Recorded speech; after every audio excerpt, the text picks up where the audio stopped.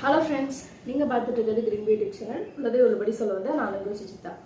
இந்த வீடியோ எதை பற்றி இருக்க போகுது அப்படின்னு பார்த்தீங்கன்னா 45 டேஸாக நான் வெயிட் லாஸில் இருக்கேன். ஸோ அதில் என்னென்ன ஃபுட் சாப்பிட்றேன், எப்படி வந்து அதை நான் கன்சிஸ்டண்ட்டாக மெயின்டைன் பண்ணேன், எக்ஸசைஸ் பண்ணனா இல்லையா, அதனால என்ன பெனிஃபிட்ஸ் ஆச்சு அப்படின்றத உங்களுக்கு நான் ஷேர் பண்ணுறேன். இன்டர்மீடியட் ஃபாஸ்டிங்கோ இல்லை வந்து ஜிஎம் டயட்டோ அது மாதிரி நான் எதுவுமே பண்ணலை.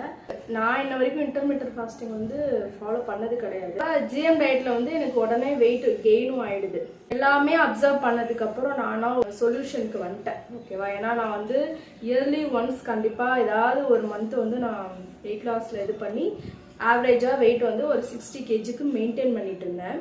இப்போ என்ன ஆச்சு அப்படின்னா, எனக்கு ஏன் நம்ம வந்து இந்த வெயிட்டே இருக்கோம், ஸோ இன்னும் கொஞ்சம் நம்மளோட ஐடல் வெயிட்டுக்கு வரலாம் அப்படின்னு சொல்லிட்டு என்னோட ஹைட்டுக்கு ஏற்ற வெயிட் பார்த்தீங்கன்னா 54 kg இல்லைன்னா 56 இதுக்குள்ளே இருக்கலாம். 56 ஓகே தான். பட் வந்து இப்போ நான் என்ன வெயிட்டுக்கு வந்திருக்கேன் அப்படின்னு பார்த்தீங்கன்னா 56.3 வந்துட்டேன். ஓகேவா? என்னோட வெயிட் வந்து என்னன்னு நீங்கள் வந்து வீடியோ பார்த்துட்டு வாங்க.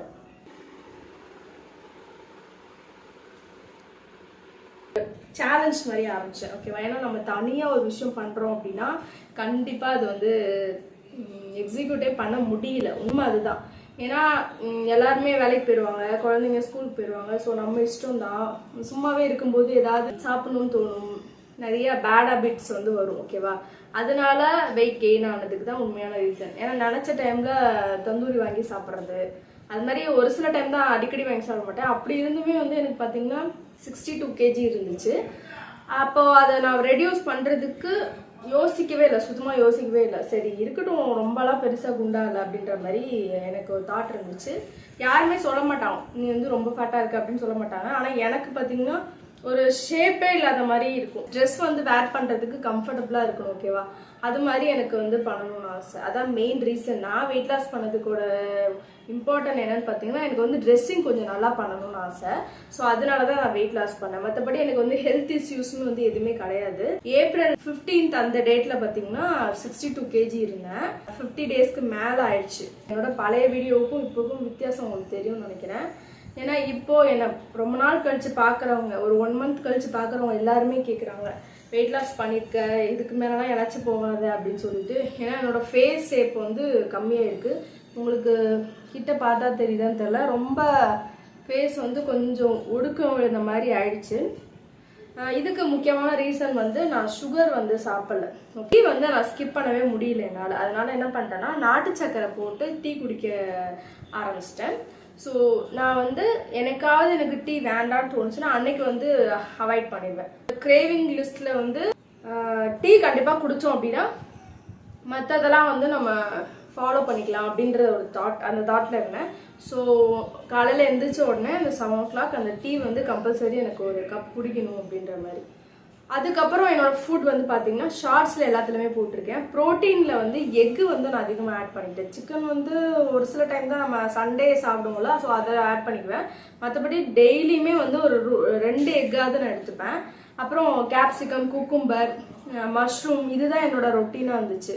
ஒரு நாளைக்கு இந்த 3மே நான் வந்து கம்பல்சரி சேர்க்குற மாதிரி இருந்துச்சு. ஏன்னா எனக்கு வேற எந்த டிஷ்ஷும் செஞ்சு சாப்பிடவும் பிடிக்கல, ரொம்ப பட்ஜெட் ஃப்ரெண்ட்லியாகவும் வேணும் இல்லையா? ஸோ எனக்கு வந்து இதுவே கொஞ்சம் அதிக அமௌண்ட். எனக்குன்னு பார்த்தீங்கன்னா ஒரு குறிப்பிட்ட அமௌண்ட் எடுக்கிற மாதிரி இருந்துச்சு. வீக்லி ஒன்ஸ் வந்து எனக்கு மட்டும் ஒரு 300 to 400 செலவு பண்ணுற மாதிரி இருந்துச்சு. ஏன்னா சம்பாரை வாங்கணும், குதிரைவாளி, திணை, கம்பு, சோளம் மாதிரி விஷயங்கள்லாம் போட்டு மாவு மாதிரி அரைச்சி அதை வந்து தோசைக்காக யூஸ் பண்ணிக்குவேன். வீட் பிரெட் எடுத்துப்பேன், அப்புறம் பன்னீர் எடுத்துப்பேன். ஸோ இதெல்லாம் எனக்கு கேல்குலேட் பண்ணி பார்த்தீங்கன்னா வீக்லி ஒரு 300 எனக்கு வந்து செலவாயிடும். அதனால எனக்கு வந்து என்னாச்சுன்னா சரி இதுக்கப்புறம் ரொம்ப செலவு பண்ண வேண்டாம், எக்கு நிறைய எடுத்துப்பேன் இல்லையா? ஸோ எனக்கு மட்டுமே எக்கு வந்து ஒரு வீக்குக்கு 20 கிட்ட செலவாயிடும். ஓகேவா? அதனால நான் வந்து செலவு கம்மி பண்ணுன்றதுக்காகவே இந்த காம்பேக்டான சாப்பாடை தான் நான் சூஸ் பண்ணுவேன். அதுதான் மேக் பண்ணி சாப்பிட ஆரம்பித்தேன். ஸோ இந்த 60 நாளும் என்னோட ஜேர்னி வந்து கிரேவிங்ஸ்ன்னு ஒன்றுமே நான் கொண்டு போகிறேன். இப்போ வந்து வீட்டில் எக்ஸாம்பிள் பார்த்தீங்கன்னா வீட்டில் பிரியாணி செய்கிறாங்கன்னு வைங்களேன், நம்மளுக்கு அதை பார்த்து டெம்ப்ட் ஆகும். நம்ம தான் பிரியாணி செய்வோம்ல. ஸோ அந்த டைமில் என்ன பண்ணுவோம்னா சும்மா ஒரு கை சாப்பிட்ருவேன். சாப்பிட்டதுக்கப்புறம் என்ன தோணுன்னா சரி போதும் ஆசைப்பட்டோம் சாப்பிட்டோம் போதும் அப்படின்ட்டு என்னோட ஃபுட் எடுக்க ஆரம்பிச்சிடுவேன். அதனால எனக்கு அந்த கிரேவிங்ஸும் வந்து கட் ஆகிடும். வீக்லி ஒன்ஸ் தானே இந்த கஷ்டம், நம்ம சண்டே தானே எதாவது செய்வாங்க.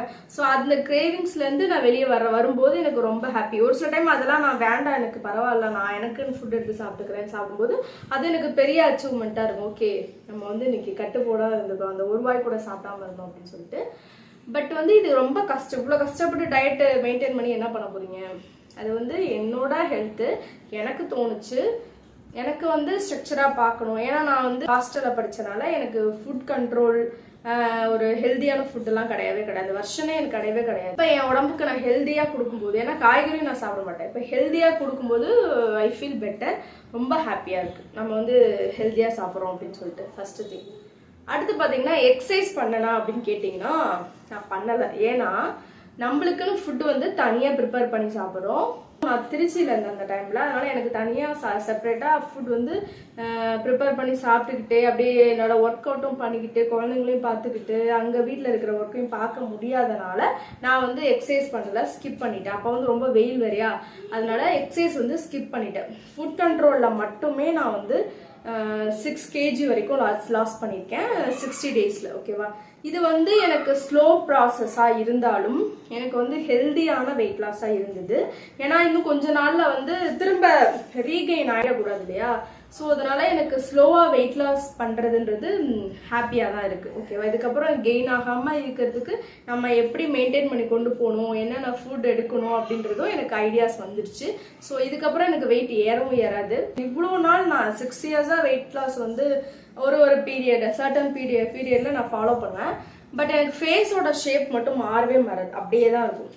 இந்த டைம் வந்து நான் கரெக்டான ஃபுட் வந்து எடுத்திருக்கேன்.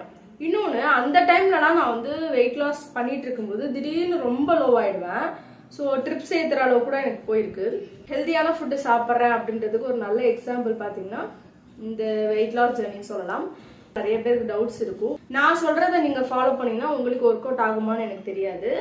நான் வந்து ஒரு நாளைக்கு எக்கு வந்து 2 எடுத்துட்டு பிரெட்டும் சேர்த்து சாப்பிட்டேன் அப்படின்னா எனக்கு அடுத்த நாள் வெயிட் வந்து குறையாது. நான் டெய்லியும் வெயிட் செக் பண்ணுவேன். சொல்லுவாங்க வெயிட்லாம் செக் பண்ணக்கூடாது, நம்ம வந்து வீக்லி ஒன்ஸ் தான் செக் பண்ணணும், இல்லை மந்த்லி ஒன்ஸ் தான் செக் பண்ணணும். நான் அப்படிலாம் ஒன்றுமே கிடையாது சொல்லிட்டு பார்க்கும்போது ஒரு 200 கிராம், ஒரு சில டைம் வந்து 400 grams கிட்ட ஒரு நாளைக்கும் குறையிறப்போ எனக்கு ஒரு மோட்டிவேஷனாக இருக்கும். அதனால நான் அந்த டெய்லி வெயிட் வந்து செக் பண்ணுறத ரெகுலராக பண்ணிட்டு இருந்தேன். 10 o'clock நல்லா தூங்கிடுவேன். காலையில் ஒரு 7-7:30 தான் எந்திரிப்பேன். அப்புறம் எந்திரிச்ச உடனே வந்து ஒரு ½ பாட்டில், ஒரு 1/2 liter தண்ணி ஃபுல்லாக குடிச்சுவேன். குடிச்சிட்டு அதுக்கப்புறம் தான் டீ எடுத்துப்பேன்.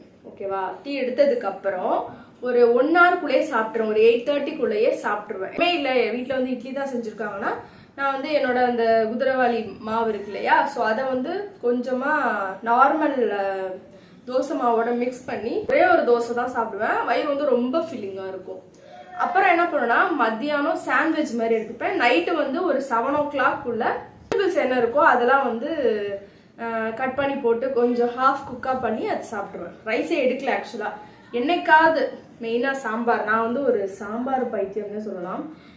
பிரியாணிக்கு ஆசைப்படுறனோ இல்லையோ சாம்பார்னா எனக்கு அவ்வளோ பிடிக்கும்.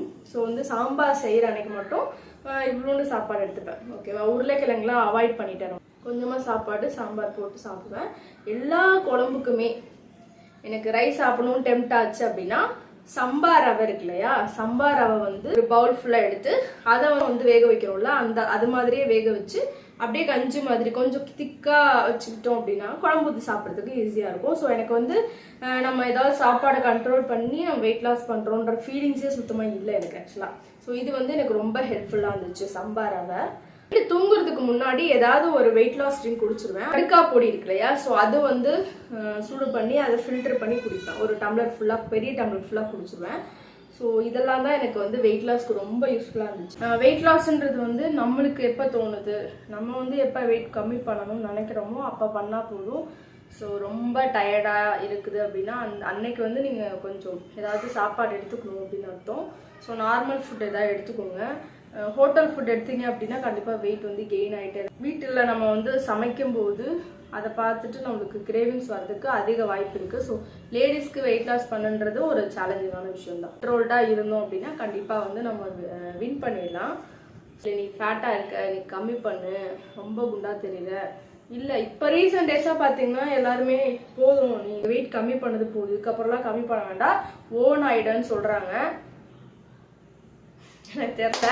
பட் எனக்கு என்னன்னா இன்னும் கொஞ்சம் நம்ம வெயிட் லாஸ் பண்ணிக்கலாம், நம்மளோட ஐடியல் வெயிட்டுக்கு வந்துடுவோம் அப்படின்றதுக்காக நான் அதை இன்னும் ஸ்கிப் பண்ணாமல் வச்சுருக்கேன். என்னோட ஃபோக்கஸ் வந்து 54ல் நம்ம வந்துடணும் அப்படின்னு சொல்லிட்டு ஒரு இது.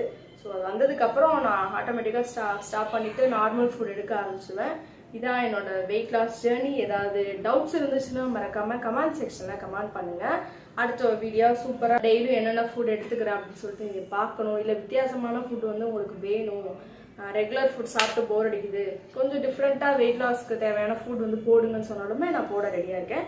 எது வேணுனாலும் கமெண்ட் செக்ஷனில் கமெண்ட் பண்ணி சொல்லுங்கள். ஓகேவா? அடுத்து ஒரு சூப்பரான வீடியோவில் பார்க்கலாம். அதுவரை நான் உங்கள் சுஜிதா. டாடா.